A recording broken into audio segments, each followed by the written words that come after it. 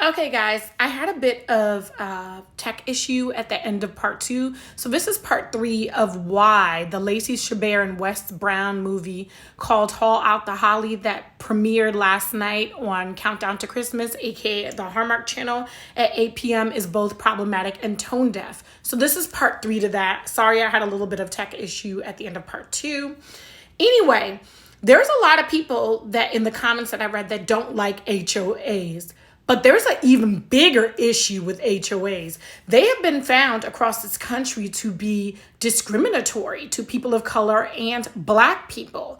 HOAs have been found to be make it so that it's harder for people of color and Black people to move into all white neighborhoods. And even though we have the Federal Fair Housing Act that was passed in 1968 prohibiting racial discrimination in the sale and rental of homes, HOAs still find problematic ways to keep people of color out and Black people out.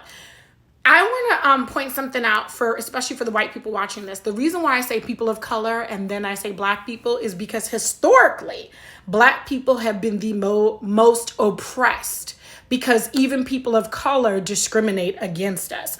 So I want to point out that I really love Lacey, but the white people on the Facebook and the Twitter pages pointed out some of the problematic issues with Haul Out the Holly. Now I'm bringing it home for the Black people and to educate the white people of why this movie was really so problematic. There are lawsuits out there right now about what HOAs are doing to people of color and Black people. Yes, honey, they're still finding ways to keep us out or to push us out the neighborhoods.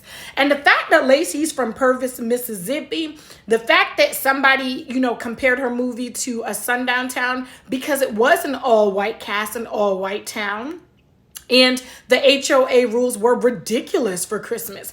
This movie was not funny. It was Lacey's worst movie. Like, I would watch Christmas at Castle Rock 5 times over than this movie. And I feel bad because I love Lacey. But Lacey, as the new Countdown to Christmas queen, you have a higher responsibility. You already have such amazing movies. Pick your scripts wisely and do your own research.